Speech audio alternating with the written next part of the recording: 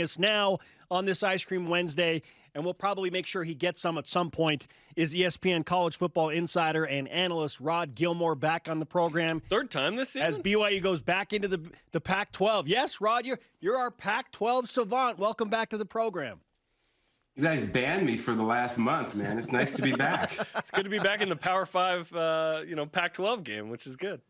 Rod, we're seeing BYU with a potential of going 5-0 against the Pac-12 if they can beat USC on Saturday in the Coliseum. We are fascinated by what type of atmosphere is going to be there for the home team because the juice is not good. What kind of atmosphere are you expecting between USC and BYU from the Trojans side?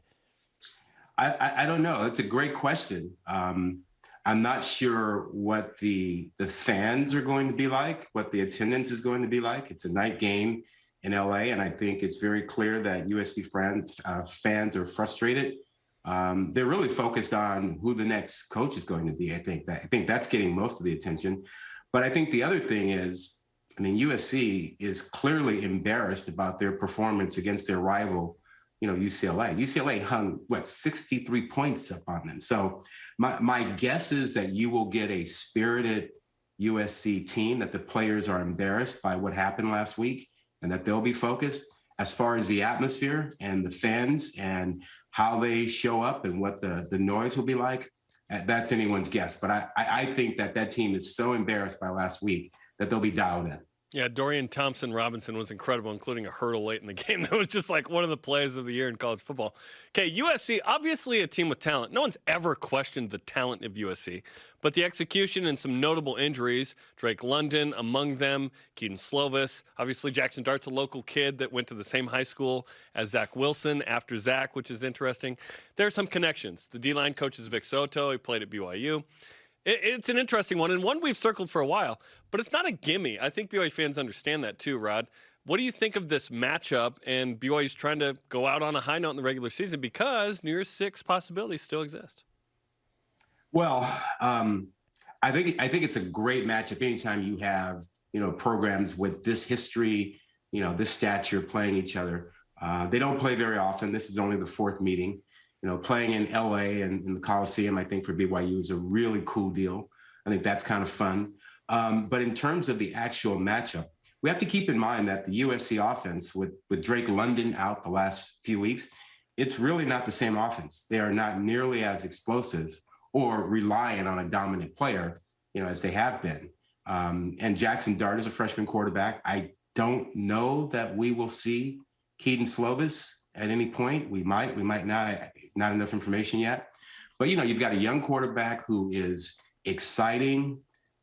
He can make plays with his feet. He moves around great. He's got a great arm. He's a little bit more of kind of a, let it hang out kind of quarterback. He'll take more chances. And in a game like that, it doesn't take much, for a guy to get loose and to make a couple of big plays, and all of a sudden you're in a dogfight. So I think offensively, we could see some good stuff out of USC. They're just really struggling on defense. They're giving up big plays on the back end. They've had trouble stopping the run. So when you look at the matchups, you start looking at it and you go, okay, well, offensively, BYU should probably be able to run the ball. The two tight end sets should be a problem for USC. Some of the matchups on the back end, down the field might be an issue. But again, I wrap that all in they were so embarrassed by last week. Who knows what you're going to get this week? They may have the most spirited defensive performance that they've had all season after the way they played last week. Rod Gilmore of ESPN is with us on BYU Sports Nation. He will call the game between BYU and USC on Saturday night. Maybe you just answer the question, Rod, but who's the best player on this USC side right now? Is it Jackson Dart, at least among the healthy guys? Well, the most talented player is Drake Jackson. Their fine outside linebacker, defensive end. It's interesting, though, because, he's likely a first or second round pick in the draft if he leaves, and I would assume he's going to leave. But last week, they didn't use him as they normally have. He was primarily a third down pass rushing specialist, while he normally has been an every down player. So I'm not sure what's going on there, but there's no question that he is their most talented player on defense and probably their highest rated player on the team right now for the upcoming draft. But offensively, I think clearly Jackson Dart is the focus.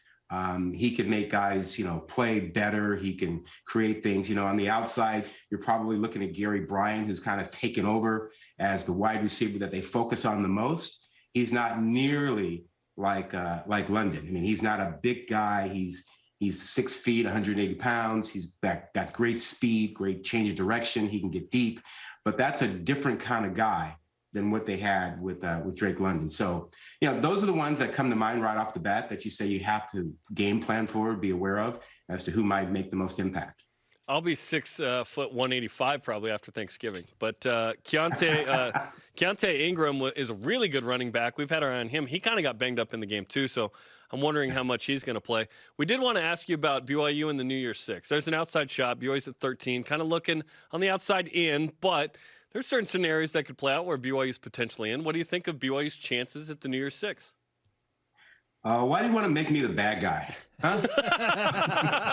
Why do you want to make me the bad guy? We need a naysayer, Rod. There always has to be a naysayer. I've been the naysayer until this week where I thought, okay, listen, BYU's probably not going to get in, but there is a chance. So you don't feel there's a chance? Look, this is just a weird year. And you have to keep in mind, the playoff. I mean, right now, we're looking like, in terms of the playoff, the Pac-12 is out. The ACC is out, and there's a chance that the Big 12 might be out. Yeah. I mean, if Cincinnati gets in and you have 2 SEC teams and the Big 10 team, you have 3 Power 5 teams that don't get into the playoff.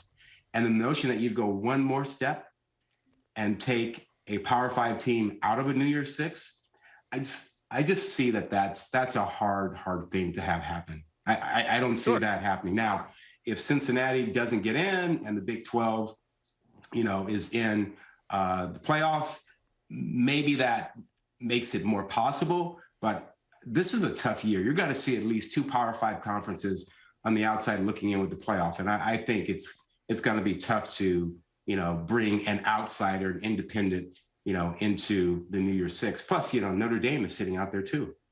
Yeah, the Notre Dame thing definitely complicates the scenario for a team like BYU, as well as BYU technically right now not being a Power 5 team, but we'll see how it plays out.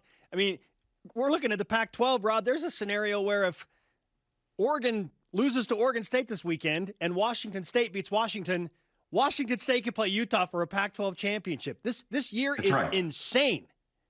Yeah, that's absolutely right. It's bizarre. I mean, Oregon had everything rolling their way. Clearly the loss to Stanford hurt them, but it didn't eliminate them. It just reduced their margin of error. But the notion that they were going to face Utah twice in a 3-week period and win both those games, very few of us thought that was going to be a likely outcome. Beating a team twice is hard in 3 weeks, and beating a really good Utah team twice is just, was going to be impossible. But we were surprised at just how dominant Utah was in that game. So now you got Oregon that, has opened the door for Oregon State and for Washington State. Who knows how that's going to turn out? I have no idea how the Ducks are going to react to the Utah loss. So this week is going to be just crazy. But look, when you think about what's left for New Year's Six and you start thinking, can BYU get in? You want things to be as much status quo. If you're rooting for Notre Dame to find a way into the playoff. You're rooting for the Big 12 to get a team into the playoff. If you get those things, maybe there's still a shot at a New Year's Six. But listen, like I said at the start, you're making me the bad guy because I don't think it's really likely. No, it's probably not going to happen, and that's the reality. But there's a tiny shot, and we're just going to cling to that because we don't want to go to the Independence Bowl. You know what I'm saying? But all good. Rod, we appreciate the time, man. Thanks for joining us. Anytime. Just have me back sooner, man. How did I get lost for a month? Come on. I don't know. This is what I do, right? BYU games. We lost your number. We got it back. We're good. Yeah, we tracked it all down. Thanks, Rod. Take care and happy Thanksgiving. Happy Thanksgiving.